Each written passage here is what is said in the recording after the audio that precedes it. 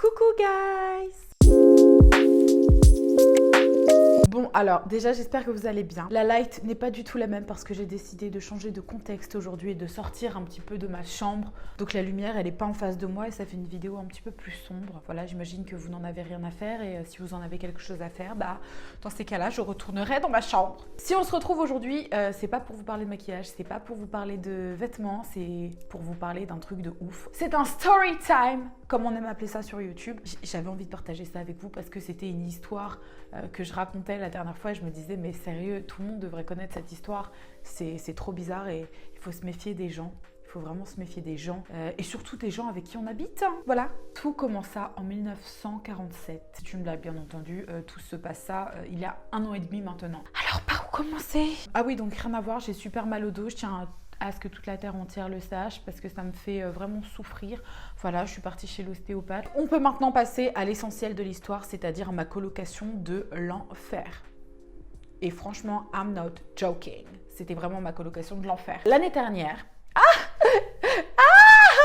Je suis en train de raconter une histoire à mes abonnés. Donc, petite parenthèse faite. Bon, alors tout commença l'année dernière et demie, quand je cherchais un appartement. Avant de partir en tournage, j'étais dans un appart en colocation. Il a fallu qu'on laisse l'appart parce que le bail était fini. Et moi, à ce moment-là, je devais partir en tournage pour Les Anges 11. Je pars 2 mois en tournage, je reviens et à ce moment-là, j'avise. Et puis, si jamais j'arrive pas à trouver quelque chose qui convient, je peux toujours retourner chez ma mère. Hein. Voilà. Il fallait vite que je trouve quelque chose. Donc, je reviens de tournage. Je suis là, je suis chez une copine, je recherche à fond des appartes. Je me dis, ok, je me laisse une semaine. À ce moment-là, enfin voilà, il n'y avait pas de problème pour payer des cautions, pour payer des mois de loyer. Je pouvais le faire. Donc, je me suis dit, il faut juste trouver cet appartement. Je suis tombée sur un appartement en colocation. Je le trouvais hyper stylé. Il était très beau. La chambre, elle était magnifique, hyper spacieuse, super bien située. Je me suis dit, ok, Océane, tu vas faire une concession, d'accord? Parce que moi, il faut savoir qu'à cette époque, j'étais déjà en couple. Sauf que mon chéri, il habitait pas dans la même ville que moi. Puisque moi, je devais rester à Paris. Je pouvais pas me déplacer. Bah, il a fallu que j'avise en attendant de pouvoir le retrouver. Ah, mon bébé!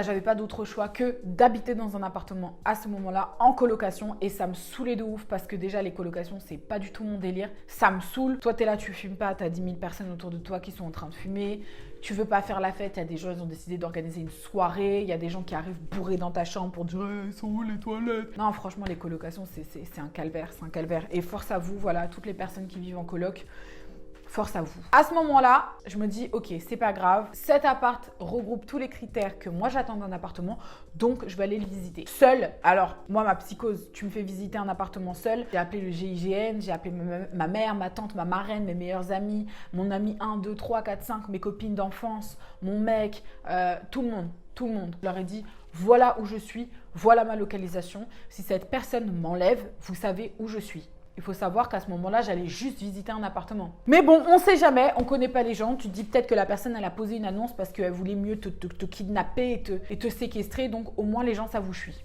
Une fois ça étant fait, je me sentais un peu plus en sécurité. Donc là, je rentre et c'est un mec comme ça, là, d'un 20, trentaine, je sais pas trop. Grand, costaud, vraiment costaud. J'étais un peu impressionnée parce que je rentre, je suis là. Ah, oula, bonjour. C'est pour l'appartement, c'est pour la chambre. Vous savez que vous avez mis sur le site. Je dis oui, bonjour et tout. Donc je suis là, je rentre, je vois que l'appart il est un peu sombre et décoré un peu bizarre. Je me suis dit, dans quel bourbier t'es-tu mis ma chérie? On va te retrouver dans un coffre découpé en morceaux. Fais attention à toi la prochaine fois. Et puis lui il devait se dire, ah la petite elle est venue toute seule, c'est bien, je vais pouvoir mieux la kidnapper comme ça. Je vais la garder, la séquestrer, la mettre dans ma cave. Mais bon, j'ai continué à faire quelques pas de plus et je lui ai demandé de voir un petit peu la chambre en question parce que voilà, machin, truc bidule. Il ouvre la porte, je vois la chambre, elle est magnifique. Genre, elle fait 25 mètres carrés, elle est grande, elle est très lumineuse, appartement style haussmannien, tout ce que j'aime. Donc voilà, je regarde cette chambre et je me dis, la personne a l'air bizarre, le reste de l'appartement est un peu glauque, mais puisque moi j'aime rester dans ma bulle et dans mon cocon, est-ce que ça va vraiment me déranger de rester ici dans cette chambre? Sachant que, voilà, moi je fais ma vie à côté, hein, je sors, je vais voir mes potes. Il me dit, t'as un mec? Je lui dis oui. Il me dit, ah, je dis quoi? Il dit, bah, moi, le truc, c'est que moi, je prends mes colocs sans mec parce que Je sais que quand elles sont en relation, après c'est difficile. Voilà, elles ont envie de l'emmener à la maison et moi je suis pas trop du genre à recevoir des gens chez moi. J'ai du matériel qui coûte extrêmement cher dans mon appartement et je préfère éviter les allers-retours parce qu'il y a eu des cambriolages dans l'immeuble. Voilà. Moi, je lui dis après, voilà, faut pas t'inquiéter. Déjà, mon mec, il va pas venir ici, en fait. Hein, je t'explique, voilà, c'est pas ici qu'il va venir. Donc, j'étais quand même un peu refroidie. Je me suis dit, le mec, il est bizarre. Il dit qu'il veut pas recevoir des gens dans son appartement. Mais en fait, si moi, je paye le loyer, ce serait aussi mon appartement. Tu vois ce que je veux dire? Donc, j'ai dit, ok, machin. Et il y avait une autre chambre à côté, parce qu'en plus j'étais en galère. Hein. Moi, c'était hors de question que je retourne chez ma mère à ce moment-là. Il fallait vraiment que j'ai mon indépendance, ou du moins, même si l'appartement ne me correspondait pas, il y avait ce sentiment d'urgence. Voilà, j'avais pas le temps. Je reviens d'un tournage, j'aime pas dépendre des autres. Il faut que je trouve un appart. Je paye le loyer, boum. Et en attendant, on verra. Peut-être que je trouverai un autre appartement. En tout cas, pour l'instant, c'était l'urgence et j'étais prête à accepter des choses que potentiellement dans la vraie vie, j'aurais jamais accepté. Jamais de la vie. Le mec me dit voilà, sinon à côté, il y a une deuxième chambre. Il y a une autre personne qui y habite déjà, mais si tu veux, je peux la faire partir. Si tu as envie de prendre l'appartement, c'est pas un problème. Je peux m'en occuper. Je me suis dit, il va exterminer la personne pour me faire rentrer dans son appartement. C'est très bizarre. Donc finalement, je ne sais pas ce qu'il est advenu de cette fille. Hein. Sincèrement, j'espère que voilà, Dieu l'a protégée et qu'elle va bien aujourd'hui parce que faut savoir que ce mec était très chelou. Alors le mec me dit, écoute, si ça te convient, la contrainte, c'est qu'on ne peut pas recevoir trop de monde ici, malheureusement, sans mon consentement. J'appelle mon chéri, je lui dis, voilà, il y a cet appartement et tout. Il me dit, c'est qui la personne qui tient l'appartement? Et je lui dis, c'est cette personne, machin et tout. Donc lui, pas du tout rassuré. Quand j'emménage, je me rends compte que il y a une nouvelle personne qui a emménagé également. Elle c'était une étudiante suédoise, donc très très gentille, un peu noisy parce que elle venait tout le temps dans ma chambre, même quand j'avais pas envie qu'elle y soit. Voilà, moi j'étais vraiment dans mon cocon, dans ma vibe et j'avais pas envie de me faire déranger. J'aimais bien rester. En plus, je vous connais pas, d'accord? Donc vous rentrez pas dans ma chambre, on se parle pas, on se calcule pas. Et lui, comme elle, ils passaient leur temps la première semaine à taper à ma chambre pour me demander des trucs bêtes comme ça. Ça va, tout se passe bien? Mais si ça se passait mal, je serais partie. Donc, arrête. Et elle s'asseyait comme ça sur mon fauteuil et elle me parlait. Elle me disait « Alors, qu'est-ce que tu fais dans la vie ?» Donc, moi qui n'avais pas envie de me sociabiliser parce que j'avais peur de ces gens, je ne les connaissais pas, il toquait comme ça à ma porte et il rentrait. Et ça me dérangeait, hein. Ça me dérangeait. Au fur et à mesure, j'ai commencé à m'attacher à ma coloc fille parce que je me sentais un petit peu en girl power. Je me disais, ok, même si le mec est chelou, on est deux filles dans la maison et ça va, tu vois. Donc, on a copiné un petit peu. Elle, c'était une expat. Elle parlait français, mais elle galérait un peu pour 2-3 petits trucs. Donc, voilà, j'aimais bien prendre un petit peu soin d'elle ou en tout cas être là pour elle quand elle en avait besoin, quoi. C'est devenu un peu chelou à partir du moment où ma coloc en question a commencé à fricoter avec le voisin. Le coloc, notre coloc garçon, commence à péter un câble. Il lui dit « Ouais, toi, pourquoi tu vas fricoter avec le voisin ?» Moi, j'ai dit que je voulais pas qu'il y ait de mecs et tout dans l'appartement ou qu'il y ait de trucs. Elle lui dit « Mais il n'y a pas de mecs dans l'appartement. C'est juste que moi, j'ai sympathisé avec le voisin parce que je le trouve sympa, en fait. Il n'y a pas de problème. » Et le mec commence à lui dire « Ouais, mais si tu as sympathisé avec le voisin, après, on n'est pas à l'abri que le mec tape à ma porte et vienne me parler. Moi, j'ai pas envie que les gens me parlent et tout. » Déjà, c'était trop bizarre. Et moi, j'étais entre leurs trucs et tout. Lui, il vient dans ma chambre s'installer pour me raconter ses problèmes. Elle vient dans ma chambre s'installer pour me raconter ses problèmes. Donc, j'étais là, j'écoutais leurs problèmes. Et c'était bizarre. C'était très, très bizarre. Donc, en fait, on s'est rendu compte, au fur et à mesure, que notre coloc était en train de kiffer sur ma coloc. Voilà, il kiffait sur elle, clairement. Elle vient me voir dans la chambre, elle me dit « Ouais, en fait, le mec, il a fait une crise de jalousie parce que je fricote avec le voisin, mais ce qui le dérange, c'est juste que je suis en train de fricoter avec quelqu'un et tout. » Donc, il est venu me voir avant que j'aille dormir et il était là, il me caressait les cheveux en même temps que je dormais. Mais je dormais pas, je fermais les yeux et je me demandais pourquoi il était là.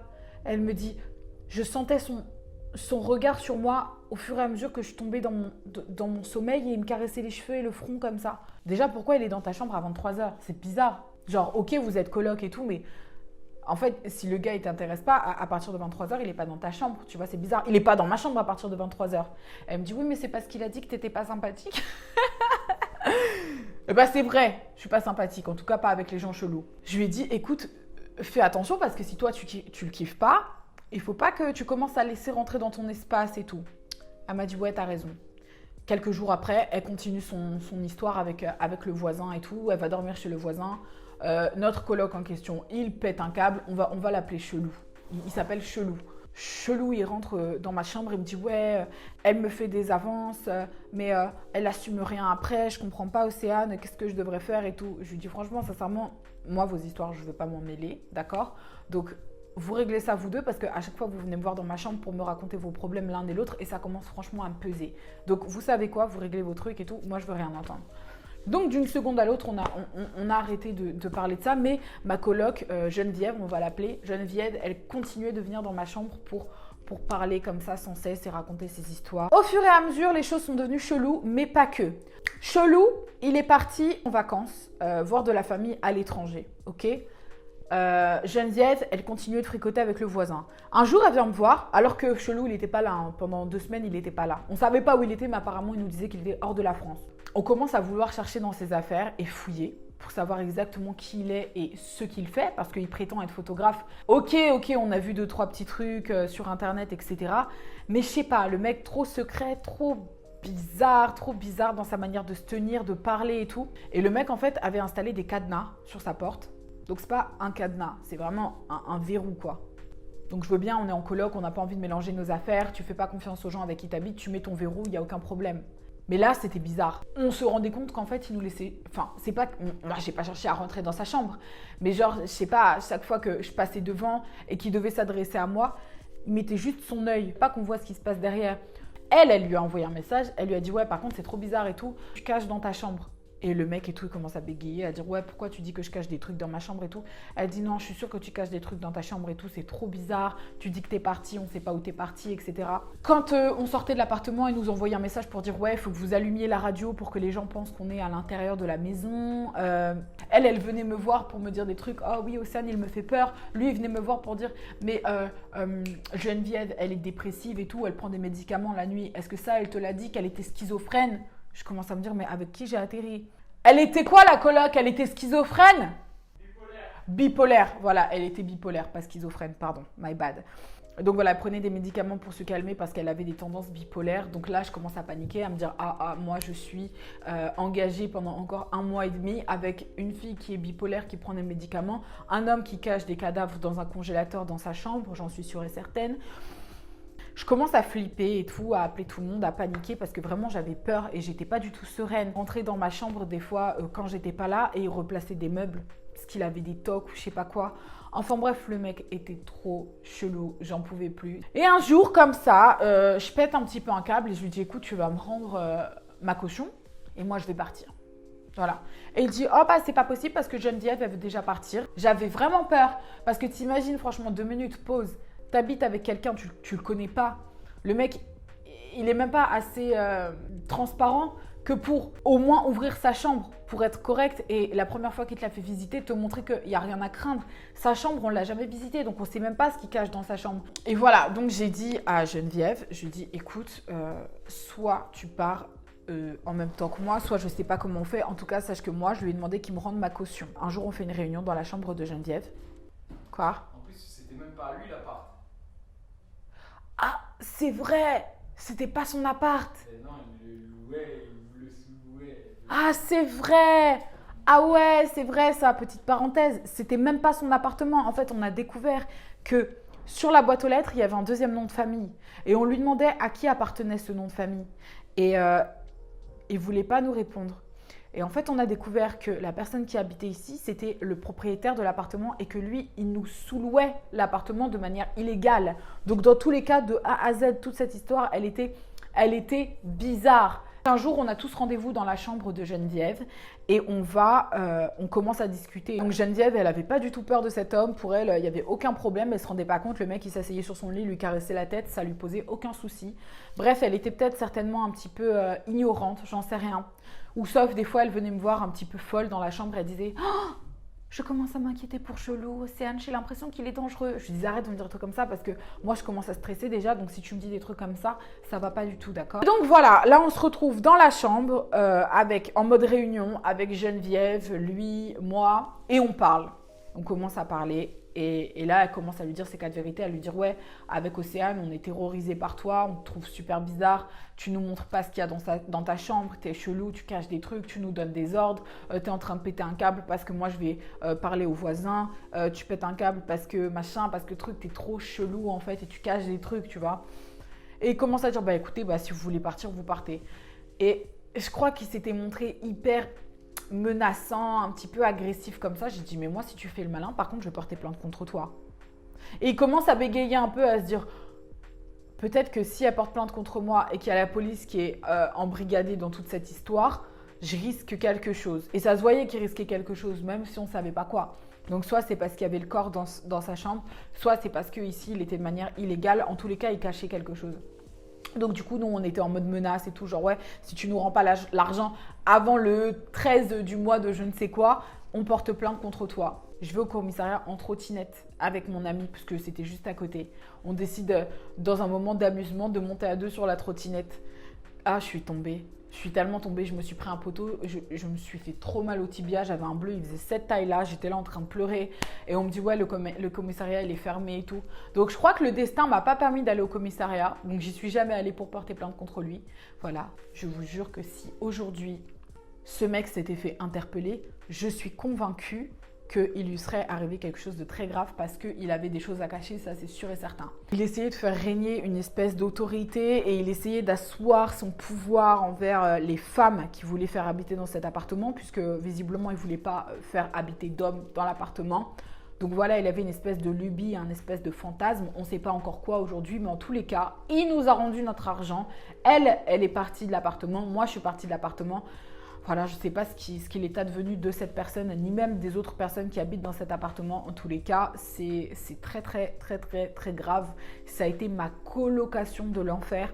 Après ça, tout s'est bien passé. Je suis partie de là, j'étais sereine, je virevoltais, j'étais libérée d'un fardeau. Et en fait, avec le recul, je me dis, tu peux pas. Parce que moi, j'ai du caractère, j'ai une personnalité, machin, tout ça. Mais si tu commences à être comme Geneviève, qui était un peu plus naïve, qu'est-ce qu'il fait de toi, le mec ? Tu vois? Et je pense que c'était quelqu'un qui n'était pas très attirant physiquement, voire même un peu repoussant, et qu'il avait du mal à, je sais pas, à trouver l'amour, à gérer des meufs, j'en sais rien. Donc du coup, cette espèce de système de colocation, c'est quelque chose qui lui plaisait, quoi. Et pour moi, bah, il cherchait des potentiels girlfriends pour vivre avec lui, puisqu'il n'avait pas d'autres moyens de toute façon. Donc quand il se rendait compte qu'il n'avait pas de possibilité avec ces filles-là, bah, du coup, il préférait voilà, leur faire vivre la misère et être hyper désagréable et tout. Enfin voilà, enfin, franchement, ça a été une histoire hyper intéressante et traumatisante pour moi. Il faut retenir une leçon, c'est que tu peux pas faire confiance aux gens. Voilà. En tout cas, tu peux pas faire confiance à n'importe qui parce que tu peux tomber sur des grands fous malades. Je ne sais toujours pas ce qu'il cachait dans sa chambre. Ça se trouve, c'était rien de grave. Ça se trouve, c'était quelque chose de grave. Moi, je ne conseille pas du tout de s'assimiler à des gens comme ça parce que tu sais jamais. People are crazy. J'espère que c'est une petite histoire qui vous a plu. Je ne sais pas si les story time, c'est quelque chose que vous voulez voir sur ma chaîne. Je suis traumatisée sur ma chaîne. En tout cas, j'ai plein d'histoires un petit peu cheloues comme ça qui ont pu m'arriver dans ma vie. Et ça me fait plaisir de partager ça avec vous. C'est rigolo, en tous les cas. Et puis si ça peut vous permettre aussi de ne pas faire les mêmes erreurs que moi, c'est super, super cool. Écoutez, vous m'avez manqué. Ça faisait quelques jours que je postais plus de vidéos parce que j'étais assez occupée. Du coup, je ne pouvais pas forcément faire de vidéos, j'avais pas le temps. Je reviens encore une fois tous les jeudis et tous les dimanches avec donc du coup 2 vidéos par semaine. Et j'espère que ça va vous plaire. Prenez soin de vous en cette épidémie de coronavirus. Voilà. Et c'est que du love. Prenez soin de vous. Bye bye.